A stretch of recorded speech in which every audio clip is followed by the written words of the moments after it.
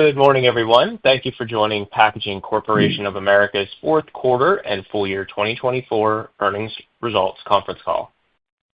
Your host for today will be Mark Kowlzan, Chairman and Chief Executive Officer of PCA. Upon conclusion of his narrative, there will be a question-and-answer session. Please also note today's event is being recorded, and at this time, I'd like to turn the conference call over to Mr. Kowlzan. Please proceed when you are ready. Thanks for the introduction, Jamie, and good morning, everyone, and thank you for participating in Packaging Corporation of America's fourth quarter and full year 2024 earnings release conference call. Again, I'm Mark Kowlzan, Chairman and CEO of PCA, and with me on the call today is Tom Hassfurther, Executive Vice President who runs the packaging business, and Bob Monday, our Chief Financial Officer. As usual, I'll begin the call with an overview of the fourth quarter and the full year results, and then I'll be turning the call over to Tom and Bob, who will provide further details. And then I'll wrap things up, and we'd be glad to take questions. Yesterday, we reported fourth quarter 2024 net income of $221 million, or $2.45 per share. Excluding special items, fourth quarter 2024 net income was $222 million, or $2.47 per share, compared to the fourth quarter of 2023 net income of $192 million, or $2.13 per share. Net sales were a fourth quarter record $2.1 billion in 2024 and $1.9 billion in 2023. Total company EBITDA for the fourth quarter, excluding special items, was $439 million in 2024 and $394 million in 2023. Excluding special items, we also reported full year 2024 earnings of $814 million, or $9.04 per share, compared to 2023's earnings of $784 million, or $8.70 per share. Net sales were $8.4 billion in 2024 and $7.8 billion in 2023. Excluding special items, total company EBITDA in 2024 was $1.6 billion in both 2024 and 2023. Details of all the special items for the years 2024 and 2023 were included in the schedules that accompanied the earnings press release. Excluding special items, the 34 cents per share increase in fourth quarter earnings for 2024 compared to the fourth quarter of 2023 was driven by higher prices and mix, 52 cents, and volume, 40 cents in the packaging segment. Higher prices and mix, 2 cents, and volumes, 2 cents in the paper segment. Lower freight and logistics expenses benefited us 6 cents. These items were partially offset by higher operating costs of 48 cents, as inflation remains a significant issue across most of our cost structure. In addition, scheduled maintenance outage expenses were higher by 8 cents. Depreciation expense was also up 6 cents, and other expenses were higher by 6 cents. Results for the quarter were equal to our fourth quarter guidance. Looking at our packaging business, EBITDA, excluding special items in the fourth quarter of 2024 of $426 million, with fourth quarter record sales of almost $2 billion, resulted in a margin of 22% versus last year's EBITDA of $385 million and sales of $1.8 billion, and also a 22% margin. For the full year 2024, packaging segment EBITDA, excluding special items, was $1.6 billion, with sales of $7.7 billion, or a 21% margin, compared to the full year 2023 EBITDA of $1.6 billion, with sales of $7.1 billion, or a 22% margin.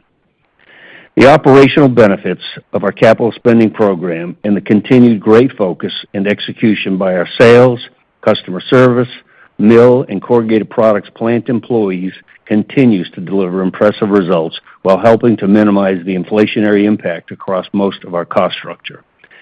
As we've seen throughout the year, demand in our packaging segment remained very strong during the quarter. Our corrugated products plants delivered record fourth quarter total shipments and an all-time record shipments per day. The plants also set new annual records for total shipments and shipments per day. Excellent operations throughout our mill containerboard system set new quarterly and annual production records as well. This allowed us to meet our customer service and quality demand needs in a timely manner, as well as build some very much needed inventory ahead of this year's annual mill outage schedule that'll take place the first half of 2025. I'll now turn it over to Tom, who will provide further details on the containerboard sales and corrugated business. Thank you, Mark. As Mark mentioned, continuing strong demand during the fourth quarter resulted in record-breaking performance for our plants and mills. Total shipments and shipments per day were up 9.1% over last year's fourth quarter. Versus the previous record-breaking third quarter of 2024, shipments per day were up 3.2%. Outside sales volume of containerboard was 9,000 tons above last year's fourth quarter and down 18,000 tons versus the third quarter of 2024, as we emphasized hitting our year-end inventory targets. For the full year, annual corrugated shipment records were set as well, both in total and per day, up 10.5% and 10.1% respectively, with one more shipping day compared to 2023. Domestic containerboard and corrugated products prices and mixed together were up 46 cents per share versus the fourth quarter of 2023. Fourth quarter prices and mix, which were impacted by a less rich customer and product mix, compared to the third quarter, were up 5 cents per share versus the previous quarter. Export containerboard prices were up 6 cents per share compared to the fourth quarter of 2023 and flat versus the third quarter of 2024. As we've indicated, we have continued to see very strong demand and are continuing to experience inflation across most of our cost base. Beginning January 1st of 2025, we began invoicing a $70 per ton increase for linerboard and a $90 per ton increase for medium, according to our recent price announcement. These prices have been accepted by our customers, and for our market containerboard purchases, we are paying higher prices to containerboard suppliers that began invoicing us according to their recent announcement. We were very surprised when, as you are probably aware, a couple of weeks ago, the RISI Pulp and Paper Week publication did not recognize any increase in the industry's benchmark prices for either linerboard or medium. Industry sources and the Pulp and Paper Week publication itself have previously reported that at least 12, or around 90% of the top containerboard producers have issued January price increase announcements. The publication even noted that certain box makers have postponed purchases of linerboard this month to avoid the price increase. Yet the publication left the reported prices unchanged. As the industry's open market has shrunk over the years, we believe that the RISI publication is gathering information from a very small sample of the containerboard market and using that to opine on market conditions for the entire industry. Additionally, the publication often references comments regarding box prices when the relevant product is containerboard. As you know, boxes are highly customized to customer needs and have different pricing attributes. This continues to be a source of frustration not only for us, but for our customers who want predictability in their prices. As mentioned previously, we have been moving off of indexing our prices to the RISI publication as quickly as contracts allow. However, this will take some time to complete. I'm sure you will have some questions for us on this topic, and we'll be happy to discuss them with you shortly. I'll turn it back to Mark. Thanks, Tom. Looking at the paper segment, EBITDA, excluding special items in the fourth quarter, was $39 million, with sales of $152 million, or a 26% margin compared to the fourth quarter of 2023's EBITDA of $35 million and sales of $144 million, or a 24% margin. For the full year 2024, paper segment EBITDA, excluding special items, was $154 million, with sales of $625 million, or a 25% margin, compared to the full year 2023 EBITDA of $151 million, with sales of $595 million, or a 25% margin. Prices and mix were up 2% from last year's fourth quarter and up 1% from the third quarter of 2024, while volume was 5% above last year and down 5% versus the seasonally stronger third quarter of 2024. Additionally, during the quarter, we notified customers of a $60 per ton price increase effective with shipments beginning January 13th for all office papers, printing papers, and converting papers. The management team and all employees of the paper business have done a tremendous job optimizing our inventory and product mix and remained highly focused on efficient and cost-effective operations in order to deliver outstanding results throughout the year last year. I'll now turn it over to Bob. Thanks, Mark. Cash provided by operations during the quarter totaled $325 million, and free cash flow was $124 million. The primary payments of cash during the quarter included capital expenditures of $201 million, dividend payments of $112 million, cash tax payments of $82 million, and net interest payments of $37 million. For the full year 2024, cash from operations was $1.2 billion, with capital spending of $670 million and free cash flow of $521 million. Our year-end cash balance, including marketable securities, was $852 million, with liquidity of $1.2 billion. Our final recurring effective tax rate for 2024 was 24.4%. Regarding full-year estimates of certain key items for the upcoming year, we estimate dividend payments of $450 million, total capital expenditures to be in the range of $840 to $870 million, and DD&A is expected to be approximately $565 million. Our full-year interest expense in 2025 is expected to be around $56 million, and net cash interest payments should be around $65 million. The estimate for our 2025 book effective tax rate is 25%. Compared to 2024, the planned annual outages in 2025 include all of our larger mills with a higher number of outage days. Including lost volume, direct costs, and amortized repair costs, we currently expect the outages to total $1.18 per share. The current estimated impact by quarter in 2025 is 23 cents per share in the first quarter, 32 cents in the second, 18 cents in the third quarter, and 45 cents per share in the fourth quarter. I'll now turn it back over to Mark. Thanks, Bob. The hard work of our employees, along with the strong relationships between us and our customers and suppliers, delivered outstanding results for PCA for 2024. In our packaging segment, new annual company records for shipments and production were achieved in our corrugated products plants and mills. We successfully completed the number 3 machine conversion to containerboard at the Jackson Mill and many other key initiatives throughout the system. We also completed numerous high-return and efficiency improvement projects in our corrugated products plants that will allow us to better optimize our entire packaging business for the future and deliver profitable growth and mix enhancement opportunities for our customers and shareholders. And we still have many key strategic capital spending opportunities in progress or ahead of us in 2025.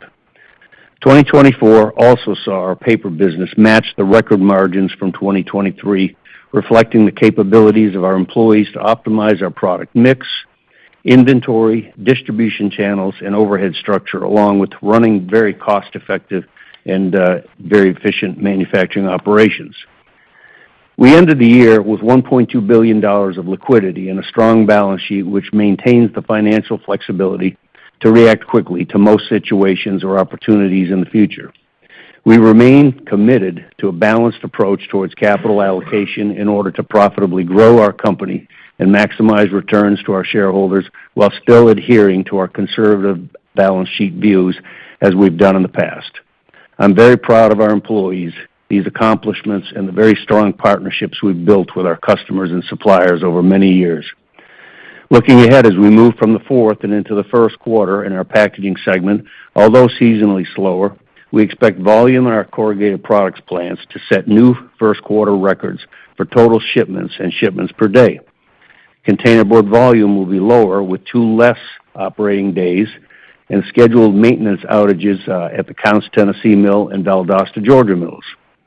Domestic prices will be higher with an improved product mix together with our previously announced price increases.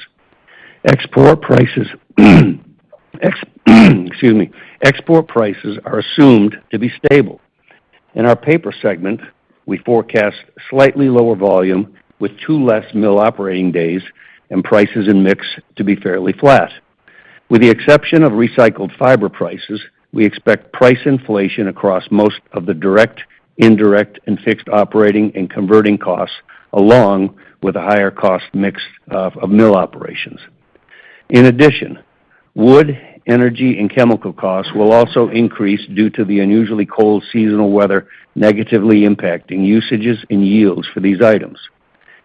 Labor and benefits costs will be higher due to the timing-related items that occur at the beginning of a new year for annual increases, the result of payroll taxes, and share-based compensation expenses.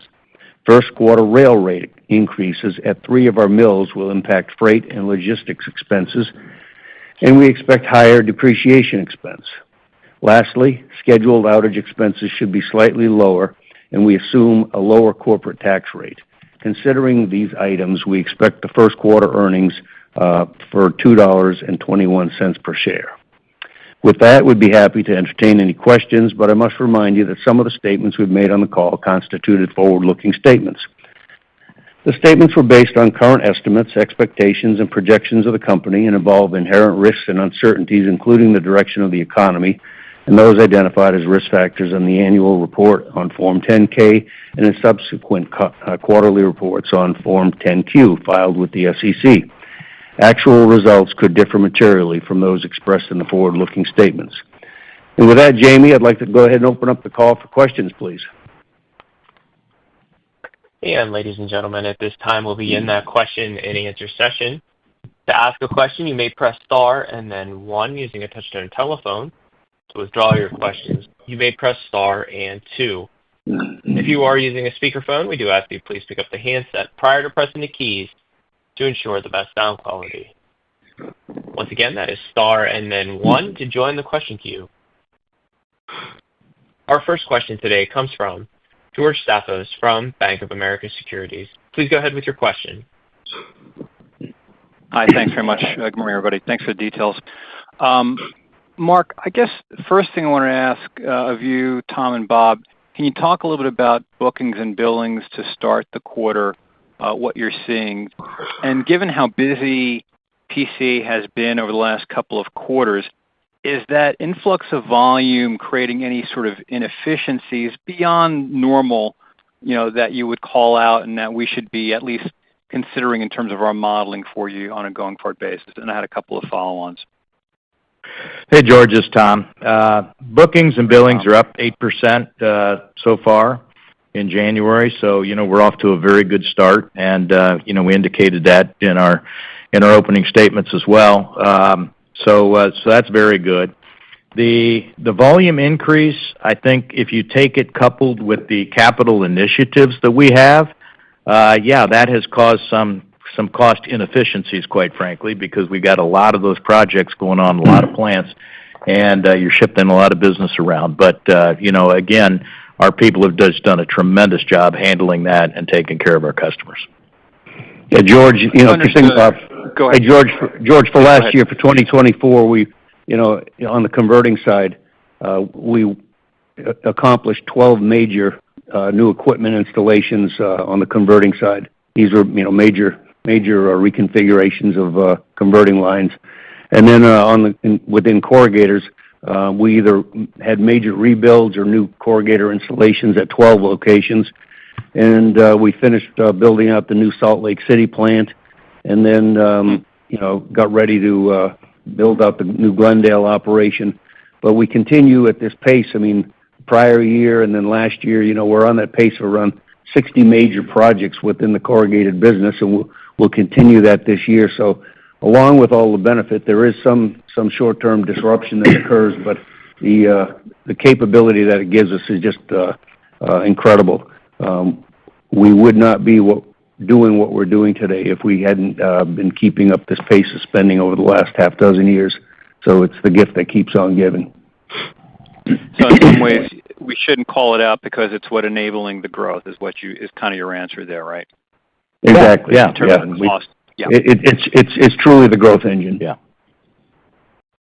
Now, can you help us a little bit in terms of the sequential move from 4Q to 1Q in terms of some of the cost factors? And in particular, I'm thinking about, weather usage, input costs, what that might be causing you, and for that matter, on the incentive comp.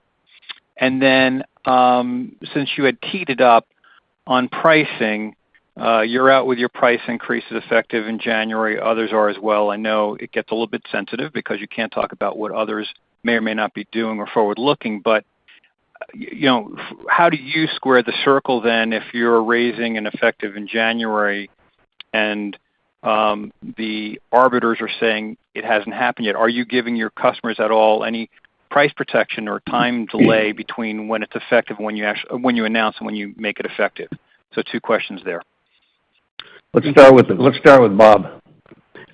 Hey, George. Yeah, just on some of the cost movements from 4Q to 1Q, if you look at the buckets of what's higher, there's a higher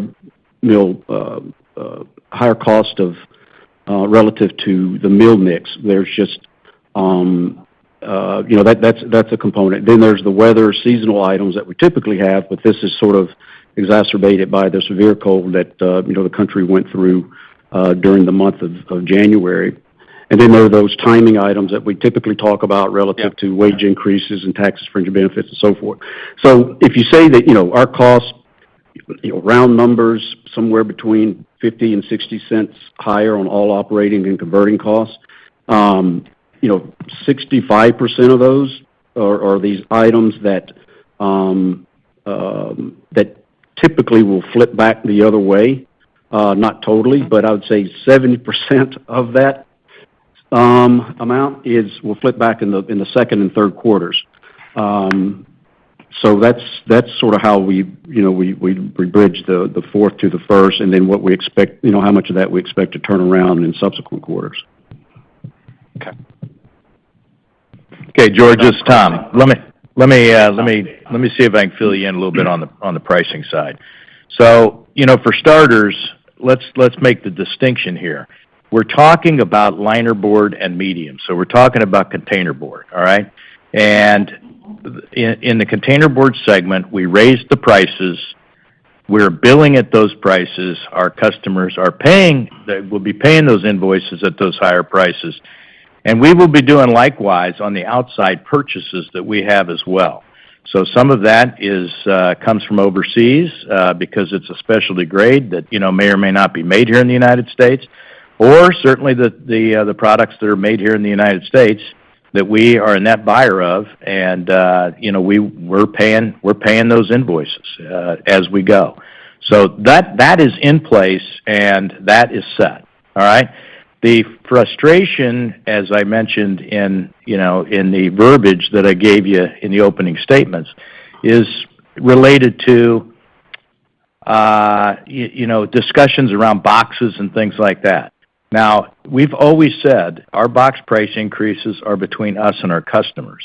Those aren't publicly announced, but we do have some, and it's a relatively sizable amount that are still tied to what happens in RISI and what's reported in RISI. And as I said, we're moving away from that as fast as we possibly can, because I think in a lot of ways, and I've been at this a long time, and if you go back in time, there was a pretty large open market, and today it's a very, very small open market. So I think there's become some confusion in terms of how the reporting goes and what the interpretations are.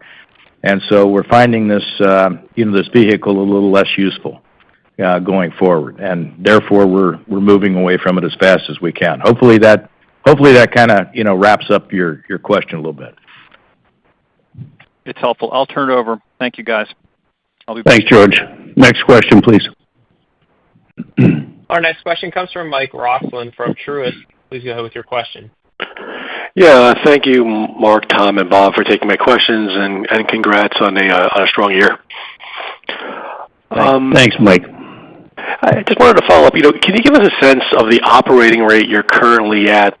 Would it be fair to say you're running full out given the strong demand you have? And if that's the case, can you help us understand the time frame over which you expect to add capacity at Counce and Valdosta. You mentioned that. I think you teased that in the last earnings call.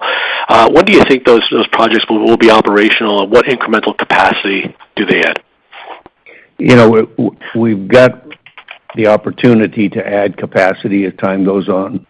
As we've always said, we have tremendous flexibility on how we provide containerboard tons into the system. Obviously, we completed the Big Jackson reconfiguration, but nevertheless, we also have a lot of opportunity on how we optimize the 7-mill system right now. Regarding what you mentioned between Counce and Valdosta, those projects, if we go forward with those, would be the next couple of years timing. And so again, that's something that we haven't decided to execute. We're studying all opportunities as we always do, and we have tremendous flexibility on how we bring new tons into the system when they're needed. And so that's the beauty of where we are. The high integration and the continuation of our demand growth presents the high opportunity, high return for these projects in our mills as we go forward. So we'll let you know when the decisions get made.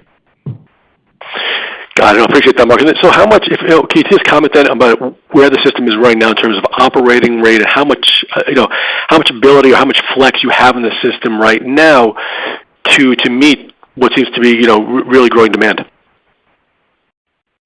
Yeah, we are running. I'm not going to say we're running full out. We're running hard, which is a good place to be. We run best when the pressure's on.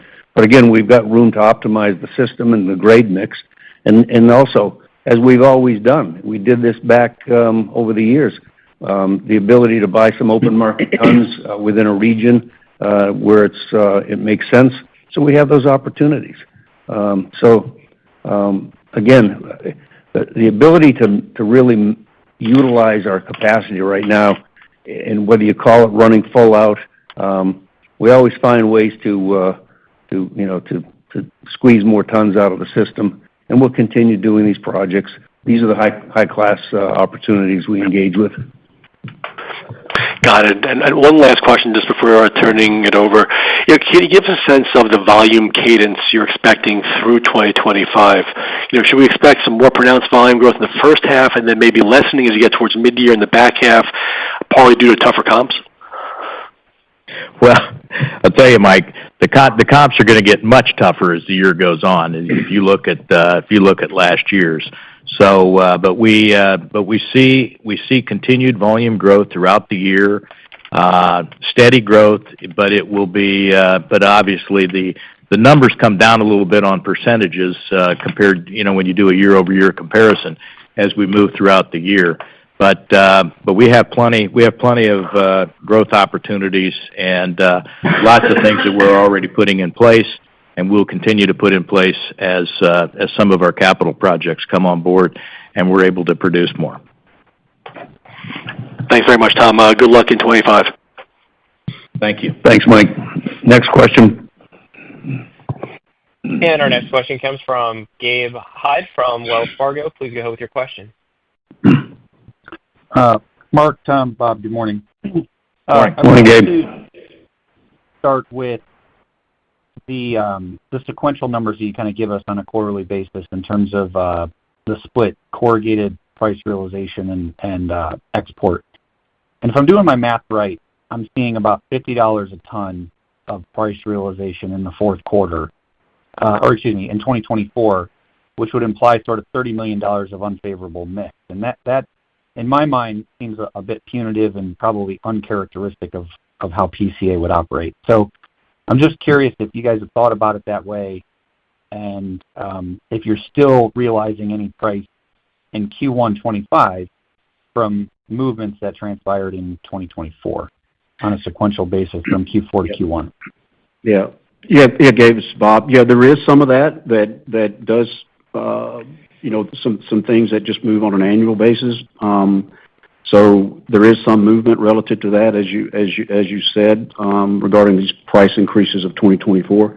But the other thing you have to look at is if you sort of do the math and make sure you account for the inventory change and what's export volume and what's domestic volume, I think it's somewhere around the mid-50 something dollar a ton change. And then you have to compare, rather than comparing to 80, which were the two increases at the beginning of 2024, you have to remember there was a $20 per ton drop late in the year in 23. So you sort of look at it that way, and I say that's a net $60 a ton.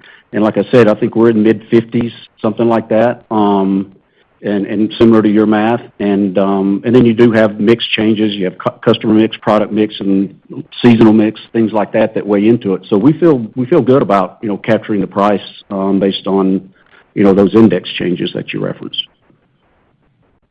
Okay, thank you. And I guess for the avoidance of doubt, in the first quarter, are you telling us that included in the guidance that you gave us, 221, includes price increases on open market tons and not on the converted box side, or are you embedding in what was been announced on both the corrugated and open? No, there's definitely some open market, as we've always said.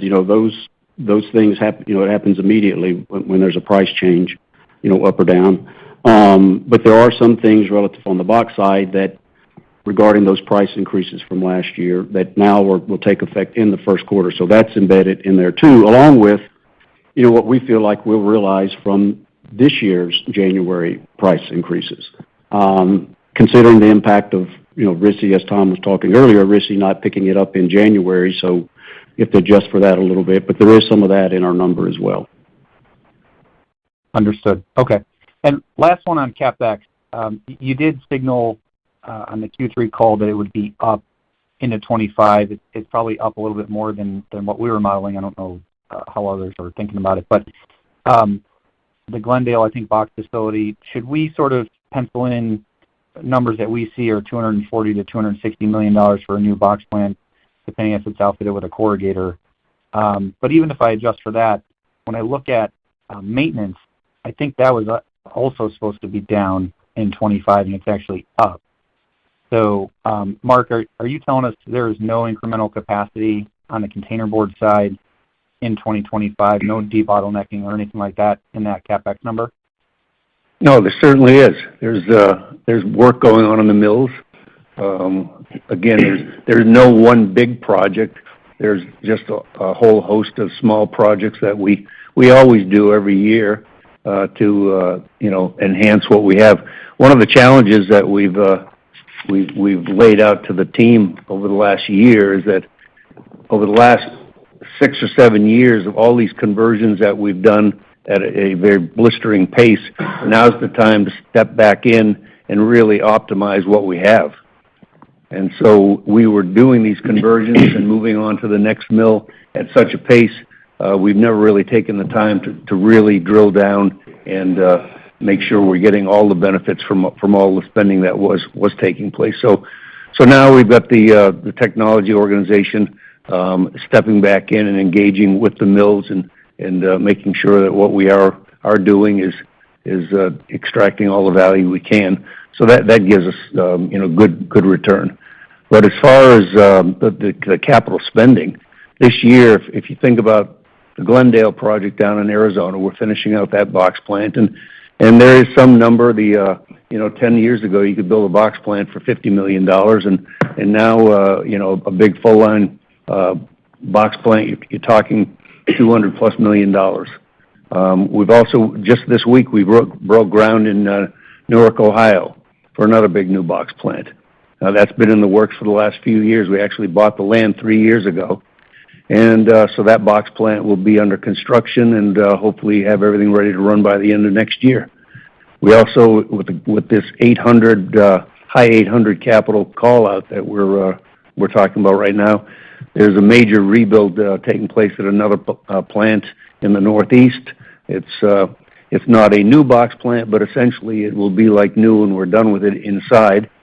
And then there's another reconfiguration on the East Coast that's a major enhancement, major rebuild of that plant. So there's 4 big activities going on within the corrugated product side of the business, along with, I'll call out right now, and I'm probably right, there's probably another 50 projects going on for the year That'll be the smaller projects, the evals,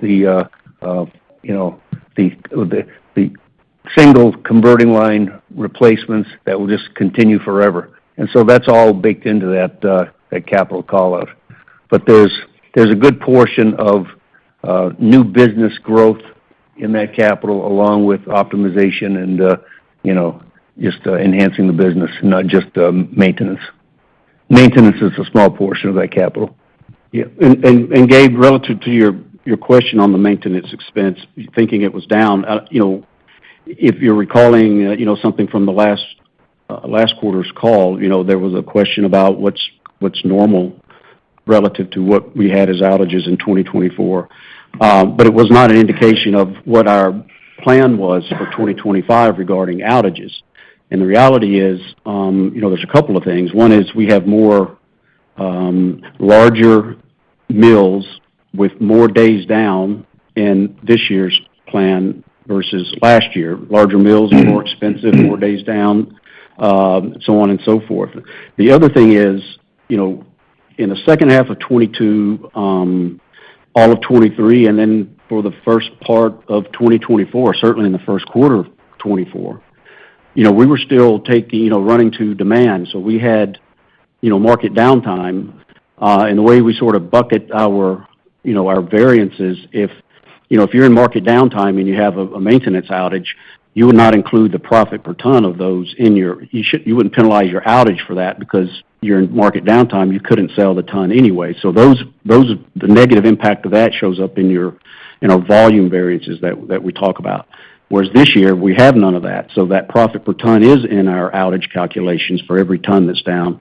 That's another reason it's going to be higher relative to 2024, if you follow me. I do. Thank you guys for all the detail, and appreciate the investment in Ohio. Good deal. Next question. Our next question comes from Mike Weintraub from Seaport Research Partners. Please go ahead with your question. Hi, thank you. Morning, Mark. Good morning. So to the extent you can help us, just trying to understand how much of the higher box prices that would come as a part of the containerboard price increase initiative that's been announced for January is incorporated in your 1Q guidance. Just really trying to understand how much additional upside there could be through the balance of the year if the price increase gets fully implemented. Yeah, Mark, this is Tom. What happens is it's a timing issue, especially relative to the contracts that we have left that relate to RISI. So we got to take a relatively conservative approach in the first quarter to how those contracts would roll through. However, we are implementing right now, the non-contractual business we're going ahead and putting in place. But again, those amounts and those sorts of things, is between us and our customers when it comes to boxes. So we don't publicly come out and announce some of those things that those agreements that we've got with our customers. But I think what you're really referring to is the index and what's left tied to the index. Like I said, that rolls through at a different rate, and until that index indicates the prices of line or medium going up, it won't trigger some of those contracts. So is it fair to say, and again, I'm really trying to get potential upside beyond the 1Q, but another way to maybe ask the same question is, so if for whatever reason RISI didn't publish the containerboard price increase in February or March, how significant an impact would that have on what you provided in the guidance versus what you then would expect, if that's a question you can answer? Well, again, I mean, as I said, we're taking a pretty conservative approach here. So, is there upside going forward? Yes. I mean, there's no question about it. Once this is indicated in RISI. Okay. And then, can you give us any more color in terms of like the process of moving customers off the indexes, or are or what type of variables are being put in place, or is it just like a negotiation each time, or is it being tied to various costs or things like that? Just to help us begin to understand as we want to kind of be able to forecast in the future what might happen to your pricing, et cetera. Well, it's probably going to be a little more of a mixed bag. As I mentioned, our customers have been very, very frustrated with this process, and so have we.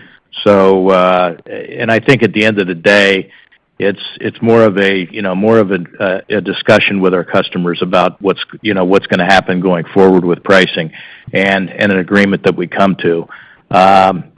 We've not found any other indicator out there that we feel comfortable with. So I think it's going to take a little time to unwind, but we feel very comfortable in our discussions with our customers about where we're going to end up going forward.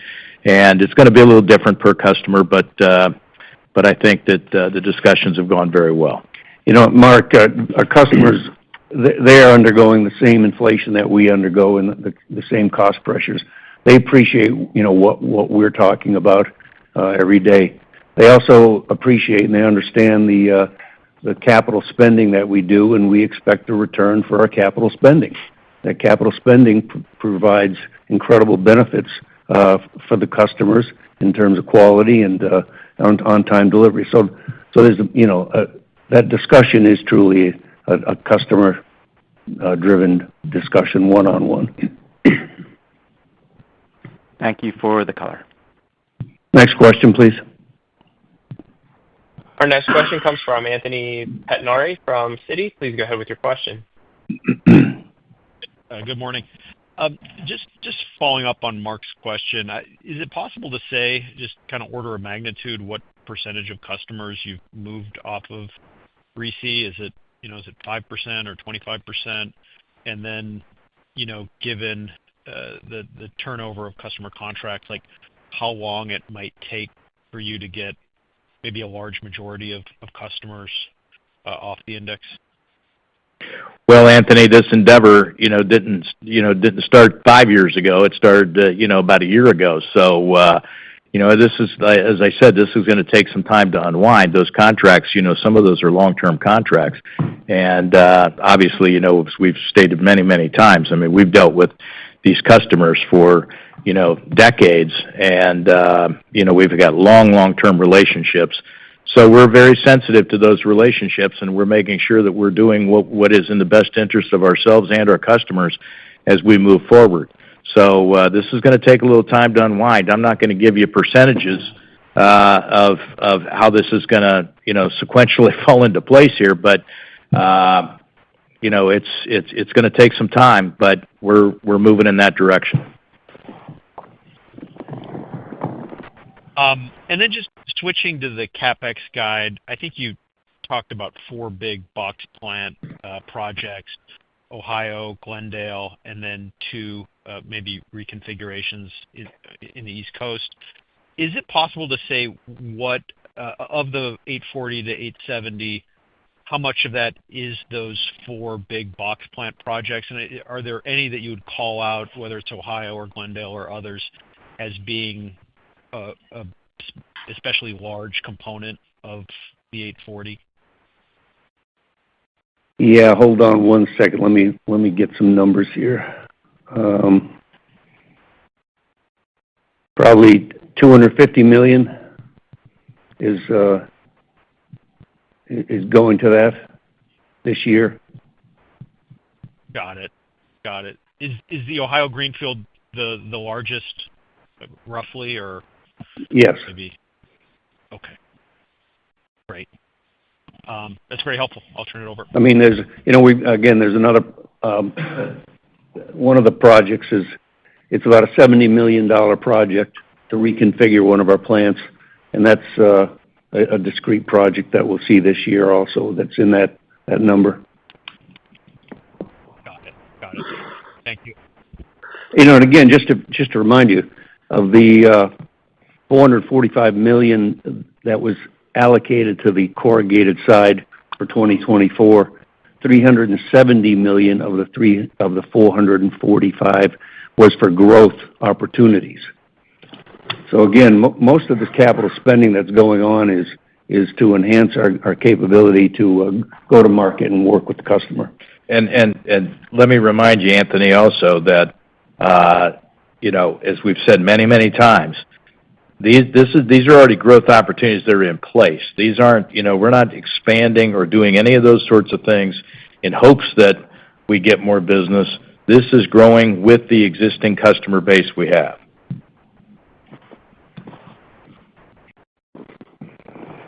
Understood. Thank you. All right. Next question. Our next question comes from Philip Ng from Jefferies. Please go ahead with your question.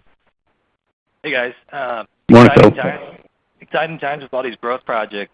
Mark, I guess perhaps help us think through how the contribution kicks in. I know the Phoenix, Arizona box plant, at least was scheduled to come on, I think, late 1Q, 2Q. That's probably going to be contributing this year. But the other projects you've called out, the reconfiguration, Ohio, help us size up what that could actually drop to the bottom line. Do we see any of this year, or is this more of a 2025 event where you could accelerate growth? Yeah. Well, yeah, the Arizona project should start up this spring as scheduled, and that new project will take the place of three. We've been running a business down in Phoenix for years, but to run that business, we've been operating out of three different locations within the kind of the neighborhood, so to speak. It's not the most effective way to run a business, and so this new plant will allow us to consolidate all the operations to one state-of-the-art, high-efficiency operation. In terms of unit labor efficiencies, it will add tremendous efficiencies. Will probably triple or quadruple the production capability of the region down there now coming out of this one plant. And again, the quality, cost structure, we'll see immediately this year. I'm not going to even attempt to give you a number, but it'll be immediately accretive to the system when we bring the plant on and we exit the old operation. And the employees are moving over from the existing operation right into the new operation. And the ramp up of some of these other projects you've called out, New Jersey, the reconfiguration. Well, there's a New York and a Pennsylvania project going on, and they'll again, those will be more disruptive type of projects that Tom spoke of and that I spoke of. Those are the type of projects that you suffer a little bit of pain while you're doing them, but then once they're done, they provide incredible opportunities for the next 10 years for us. But any color on the timing of that ramp, Mark? Is that at 25? Well, just again, we'll finish those projects. We'll finish those projects this year, and then get them running and get the bugs worked out, and then again, but we'll see immediate benefits out of those also. Yeah, Philip, I'll add just a couple things to this. Don't forget that any one of these projects, we're building in, as Mark mentioned, a lot of efficiency in these projects, including closures of inefficient box plants and things like that, where we can consolidate some operations into one. But in addition, that it gives us a lot more capacity to satisfy those customers that I talked about earlier who want to do business with us, want us to supply them, have agreements for us to supply them, including different markets that we haven't been in, especially when you consider Phoenix, because we had a smaller, 3-building operation that didn't have a lot of reach. This will provide us a lot more opportunities, and the one in Ohio is the same. I mean, where we've got a very large footprint, and this will be able to consolidate that footprint a little bit in terms of numbers of plants, but also more importantly, create a lot more efficiency and a lot more reach for us in terms of our customer base. Super. And then from a demand standpoint, Tom, you guys are around box shipments in 24, and that momentum sounds like it's continued into January so far. Can you help us think through some of this? I mean, some of it's obviously the market's recovering, but clearly outpacing the market. You're taking share, called out some share gains on the brown side of things. Certainly still a lot of disruption in the marketplace with consolidation in the making. Do you see that as a big driver and that it's a catalyst in terms of momentum you've seen thus far this year? Like, how should we think about share gain opportunities this year for you guys? Well, I think, as I mentioned many times, I said, we've got our core customer base, and if you're if you position yourself as the best supplier and the most reliable supplier to that customer base, it presents many internal opportunities for you to continue to grow your volume. And I think traditionally a lot of corrugated customers have split their business and done other things because they just couldn't get comfortable with sole suppliership and things like that. But that's changing dramatically over time, and we're proving in a lot of cases that we're just we're a great supplier, incredibly reliable, got the best, we consider the best quality and the best service of anybody in the business, and we're great partners for our customers. And we position our business around those customers and about their game plans. So that's I think that gives us a competitive advantage, and fortunately we've got the financial flexibility to be able to expand at a rapid rate, to be able to do some things quicker than maybe some others can do it, and I see nothing but solid runway for those opportunities going forward. Got it. Then, Tom, one quick one. Mix was a modest drag last year on the brown side. Do you anticipate mix being much of a good guy or bad guy when you think about 25? The fourth quarter we had that mix impact. There was a lot more e-commerce activity, quite frankly, in the fourth quarter. Yeah. That's done now, and so I think the comment was made during the call earlier that we expect an improved, richer mix 1Q versus 4Q, and so we'll probably see that better mix through the first half of this year, and then as the year rolls on, we'll see more e-commerce into the fourth quarter again, I expect. Yeah, I think our mix is pretty steady compared to what it's always been. Okay, appreciate the call. Good. Next question, please. Next question comes from Charlie Muir-Sands from BNP Paribas. Please go ahead with your question. Yes, morning, guys. Thank you very much for taking my questions. Just returning to the capital expenditure, I wondered if you could give us an estimate at all as to how much you would consider to be genuine maintenance CapEx within the overall budget for this year. Yeah, Charlie, this is Bob. Typically that's about, it runs 65% of our total spend. I think that's probably just a good way to to think about it. Year to year it's different, but I'd say that's this year we've got a few bigger discrete projects. So maybe a little less. With the it's going to be on a percentage basis. It'll be less this year because we've got 4 big discrete projects going on the packaging side of the business. But as I said earlier, the bulk of the spending is going towards growth opportunities and not just maintaining what we have.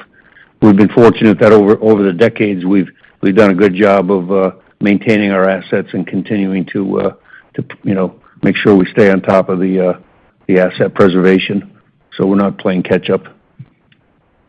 Yeah, very clear. And on the weather impact that you called out, I recall that January 2024 there was some pretty severe cold weather as well. That I'm not sure if it was you, but I think some of the other box makers called that out as an impact in Q1 last year.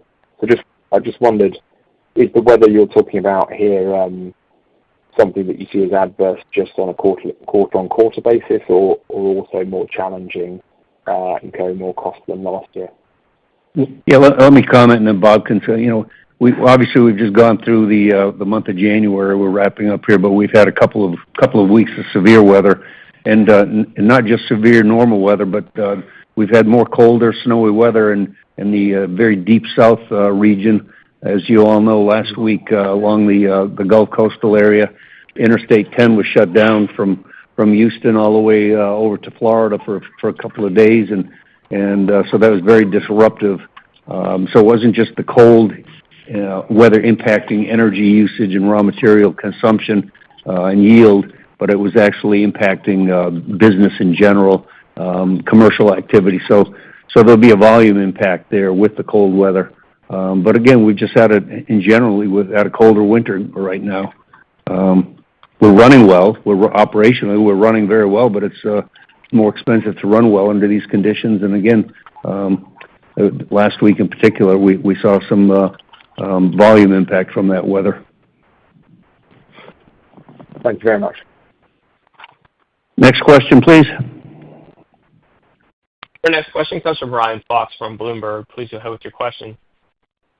Hey, good morning. Morning. I know Gabe, I think, asked this question, but maybe he asked it a different way, and I was hoping you could clarify.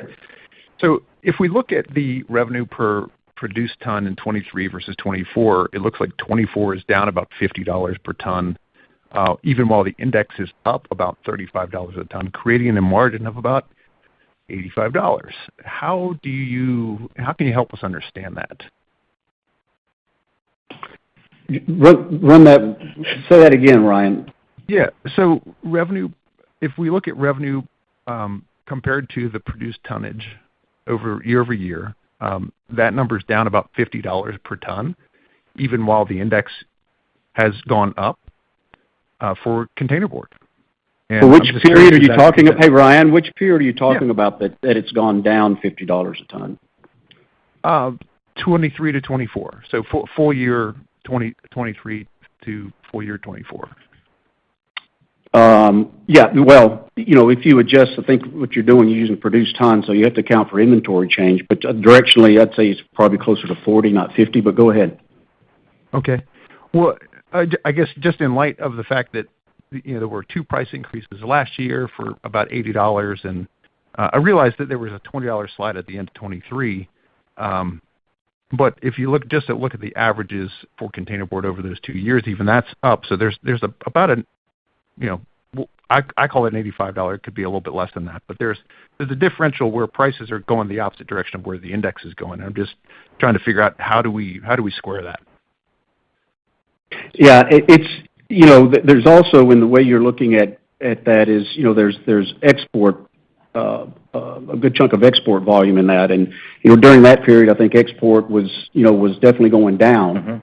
So that's sort of getting into your math a little bit. I think if you sort of accommodate for that, as well as some inventory change thing and some mixed things, I think we're right there where we would expect to be based on how that index moves. And let me just add another element to this too, because if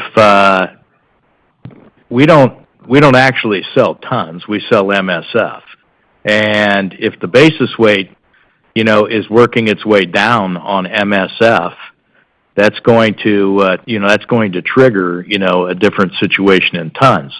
And so there's a lot of variables that go into this, and again, that's a whole nother subject that we could get into. But here again, we have an industry that is measuring something they don't even sell, which is tons, and here we sell MSF. So when you're factoring everything around a ton, there are a lot of variables that go into that, and that have to be taken into consideration.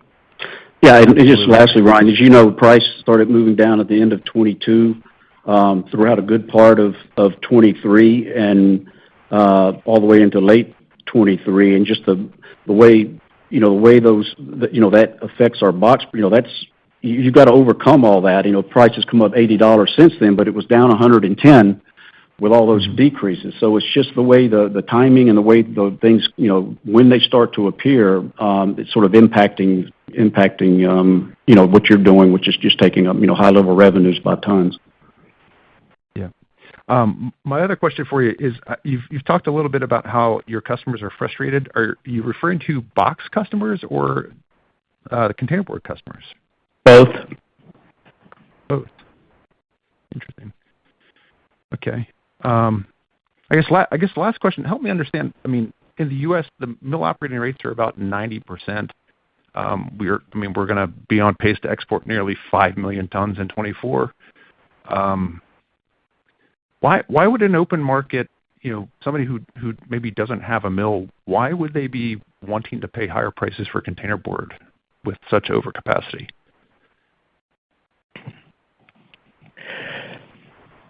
You'll have to ask them.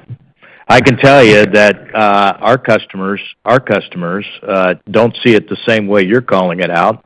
Again, I'm gonna refer to something that you're measuring in terms of tons, but we don't sell any tons. We sell MSF.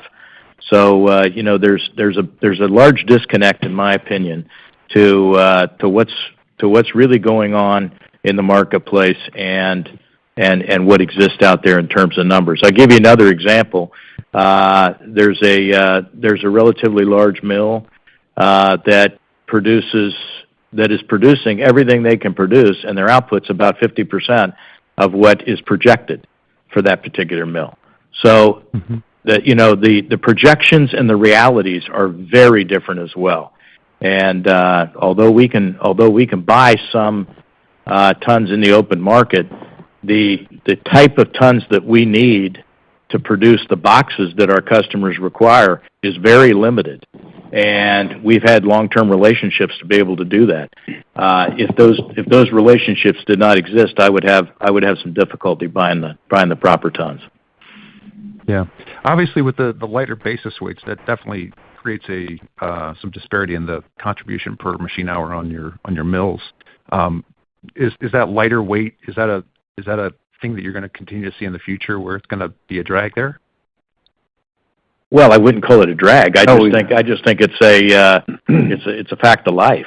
Actually, it becomes an opportunity. Yeah. We're making more product with less fiber, and that's part of the capital investment over the last decade, is to run these mills on a lighter weight grade mix much more efficiently, and so it hasn't impacted the mill profitability and the mill capability. Great. Thank you so much. Thank you. I know we're out of time, but I know there was one more question. I think George Staphos may have had a question, if you're still on, George. Yes, sir. Our next question is a follow-up from George Staphos. Please go ahead with your follow-up. Thanks, guys. I'll try to make it painless, Mark. Thanks for taking it. Just to wrap up all the pricing discussion, when we look at fourth quarter last year, fourth quarter this year, prices are up per ton. They're not down. They're up about 43, recognizing it's tons produced. And what you're saying is, when we consider the price drop that entered last year and the fact you're building back from that, and you look at mix, you're pretty much where you expect to be. Is that a fair statement? Yeah, George, but my math, I would say we're closer to $55 a ton, something in the mid-50s rather than 40. But go ahead. Understood. Okay. And then the other question I had, aside from fiber, where are you seeing the most cost inflation? Because when we look at cost per ton, it's been trending steadily higher over time, despite the fact that you are spending, a good amount of capital to become more productive and more efficient. So, looking at your return on capital history over time, you don't spend bad dollars, so you're becoming more efficient. Where are you seeing the most pressure on your cost, and what are you going to do about that on a going forward basis? What kind of products do you have that will bend the curve back the right way on cost per ton? Thanks, guys. And good luck in the quarter. Yeah, for the first quarter, energy's obviously a glaring factor. But don't forget, over time, fiber has become less of a component. You got all of your labor, medical benefits, all of that element. Transportation is another example. All of your service costs, services in general, all the lease expenses, everything is up dramatically. We called this out on the call earlier. We've got rail increases taking place, significant rail increases again taking place this first quarter. And so the fact that we are fortunate in the ability to effectively spend capital, it helps us maintain our position, but it certainly is not able to overcome all of your inflation. And so that's why you have to have price along with a very, very effective capital spending program to stay ahead of the curve here. But energy right now is probably the big. Yeah, and energy as far as your direct items, George. I mean, even chemicals, but chemicals are going to be up. And you look at, just pretty much across the board for the types of chemicals we use. We're seeing price increases in the first quarter, and those will stay with us, throughout the year. But as Mark alluded to, 65, the majority of the inflation we're seeing is in those items below all your direct costs. The things that Mark was referring to. That's where the biggest hit will be. It also means you need to be given the expense, inflation on labor, medical services, rail, which you can't control necessarily. You've got to be very, very precise, very strategic about where you put that next box plant so that you optimize around those various factors. But George, that's what we've been doing. I mean, think about the rate of spending over the last 7 or 8 years now, especially the last 6 years. The benefits that we've gained from this activity are immense. It's allowed us to do what we do and be where we are. And now, good news is we're going to continue at this pace, and we'll continue to take advantage of this. But nevertheless, with this comprehensive inflation across the board, it doesn't matter how much capital you spend. You will never, unless you see appropriate pricing, you can't keep up with all of the inflation. Thank you, Mark. Good luck in the quarter. Talk to you soon. Thank you. Thank you. Appreciate it. Jamie, I think that may be wrapping things up. Do you want to conclude this? Absolutely. Mr. Colzan, I do see that there are no additional questions. If you have any closing comments, feel free to proceed at this time. Thank you, everybody, for joining us, and I look forward to talking with everybody at the end of April. Take care. Have a good day. Bye-bye. And ladies and gentlemen, with that, we'll conclude today's conference call and presentation. We do thank you for joining. You may now disconnect your line.